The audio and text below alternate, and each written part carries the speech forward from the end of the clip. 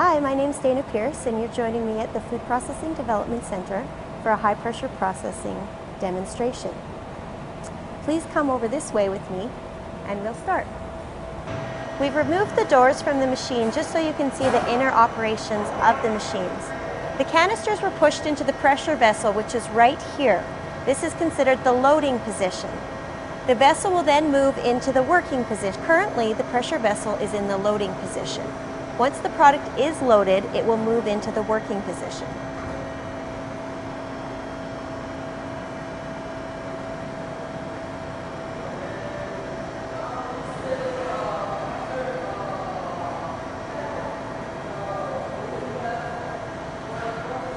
So now that the pressure vessel is in place, we'll take a step back and look at the entire piece of equipment. So we've got three main components. The first being the pressure vessel, which we've seen here. The second being the yoke, and the yoke is this thick piece of metal that surrounds the entire pressure vessel all the way around. It's been constructed so that it can withstand over 4,000 tons of pressure.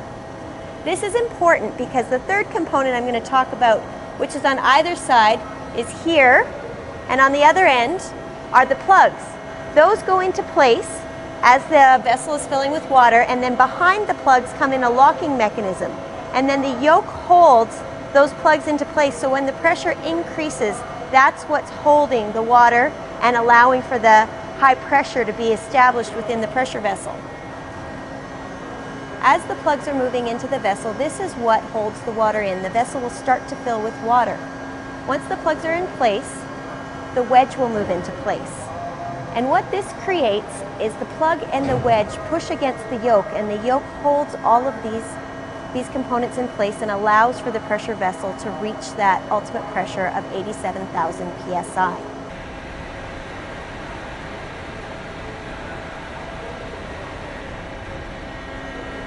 At this point, the wedge will move out of place, and then the plugs will move out of place. Once the plugs start moving, that's when the loud noise occurs. Water will start to gush out of the pressure vessel.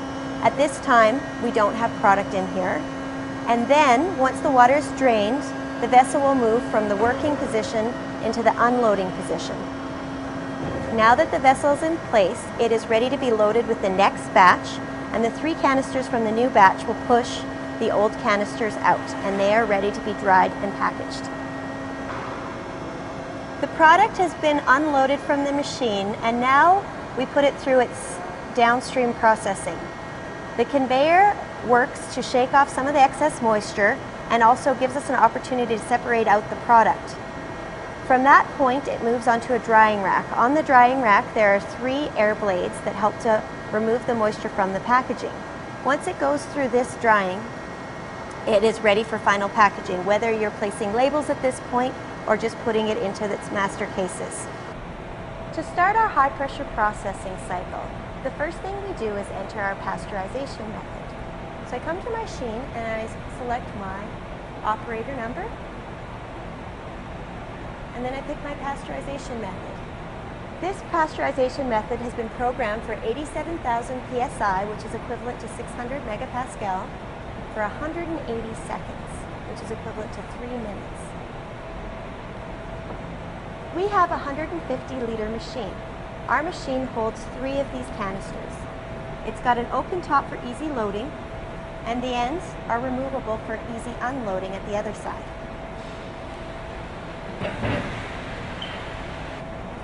Now I'll load a canister with our products. Now we can see that the machine is ready. The product is loaded. The green light is flashing, indicating that the cycle is ready to start. We'll press the button. The product gets loaded into the machine. The pressure vessel is moving into place. Once it's in place, the plugs will be placed in and the vessel will start filling with water. On the operator panel, you can track the increase of pressure. See, it goes up to here and is maintained at 87,000 psi. Up on the mezzanine, we have intensifier pumps, and that is what is maintaining the pressure in the vessel. On this board, we have a lot of information displayed. Here we've got our method number, which is our pasteurization method. We've got the time that we're holding for, which is 180 seconds. This This is counted down here. So we're at 95, 94 seconds into the cycle. We've also got our pressure, which we've got at 87,000 psi, as I'd said, and it shows up here what we're operating at. So we do have a variance above and below that optimal level. We've also got temperature here, which is listed at 42 degrees Fahrenheit, which is at about 5 degrees centigrade. The end of the high pressure processing cycle will be marked with a loud noise. There, you heard the depressurization of the chamber. The cylinder will be moving back into place, the water will be draining, and the product will be moved through. Let's go to the other side and see the product. Pressure releases from the vessel, the water pours out, and the cylinders are pushed through by the next batch of product. So we saw the products that I put into the containers. Let's see what happened after a high pressure process. I selected a variety of products to show different product types as well as different packaging types that can be used in high pressure processing. This is my high pressure processed juice. This is my non-processed juice. As you can see, there's no difference between the two products. We have salad dressing, again, another plastic style bottle, but with the geometry, we were able to keep the packaging integrity. So this is my non-processed salad dressing bottle. This is my processed salad dressing bottle. As you can tell, there's no difference. Your main considerations are going to be that the plastic bottle can withstand compression and go back to its original shape without any disformation or discoloration. Also that the labeling can withstand the water and the pressure application. To highlight products that may be inappropriate for high pressure processing, I put a sample in of a styrofoam cup. Styrofoam has a lot of fixed air bubbles. With the high pressure processing, these air bubbles will be crushed and compressed. So coming out of the high pressure, here's our styrofoam cup that has all the air removed. So products like bread with formed air bubbles in it would not be acceptable for high pressure processing. My next product is I've got the two pepperoni types. Got the one in the vacuum package. And as you can see, other than a little bit of moisture, it looks identical. There's no issues with the product. When we do a comparison with vacuum package, which is considered the ideal packaging type for high pressure processing, you can see there's no discoloration, no difference in the product. Again, you just have to consider the types of film that they're approved for use and that the label is acceptable and can withstand high pressure processing.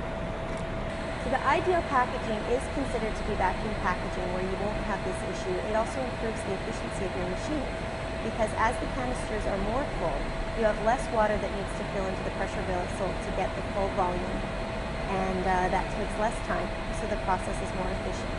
And then you also don't have to have any wait time for the gas to dissipate from the surface of the products. So I've got my corned beef product here.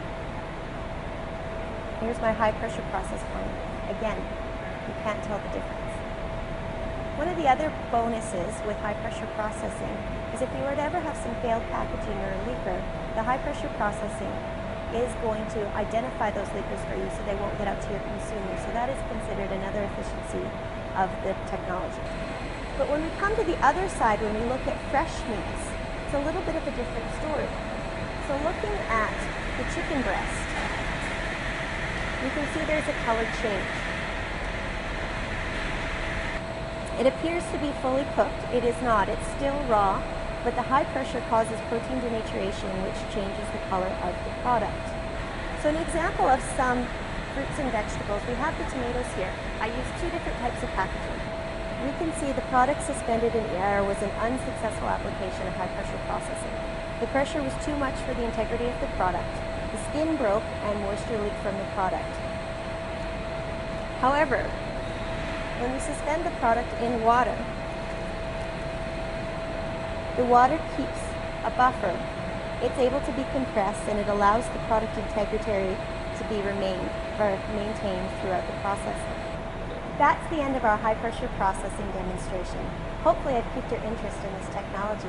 If you have any further questions, please contact the Food Processing Development Center.